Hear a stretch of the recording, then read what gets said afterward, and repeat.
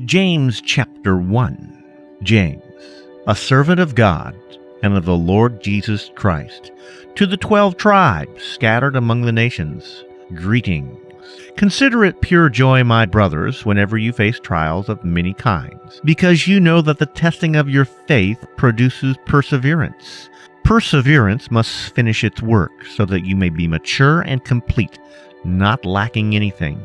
If any of you lacks wisdom, he should ask God, who gives generously to all without finding fault, and it will be given to him.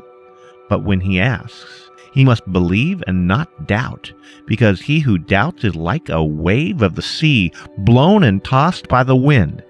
That man should not think he will receive anything from the Lord. He is a double-minded man, unstable in all he does. The brother in humble circumstances ought to take pride in his high position, but the one who is rich should take pride in his low position, because he will pass away like a flower. For the sun rises with scorching heat and withers the plant.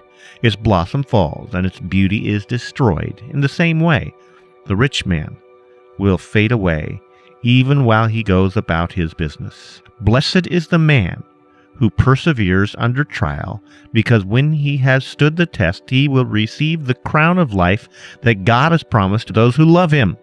When tempted, no one should say, "God is tempting me," for God cannot be tempted by evil, nor does he tempt anyone. But each one is tempted when by his own evil desire he is dragged away and enticed. Then, after desire has conceived, it gives birth to sin, and sin, when it is full grown, gives birth to death. Don't be deceived, my dear brothers. Every good and perfect gift is from above, coming down from the Father of the heavenly lights. He does not change like shifting shadows. He chose to give us birth through the word of truth, that we might be a kind of firstfruits of all he created. My dear brothers, take note of this. Everyone should be quick to listen, slow to speak, and slow to become angry. For man's anger does not bring about the righteous life that God desires. Therefore, get rid of all moral filth and the evil that is so prevalent, and humbly accept the word planted in you, which can save you. Do not merely listen to the word and so deceive yourselves. Do what it says.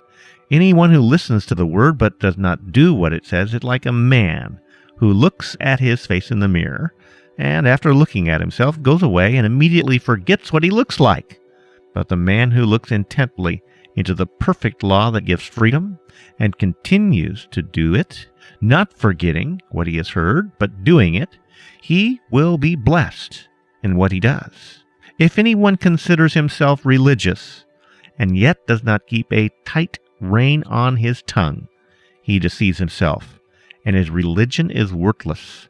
Religion that God our Father accepts as pure and faultless is this: to look after orphans and widows in their distress, and to keep oneself from being polluted by the world.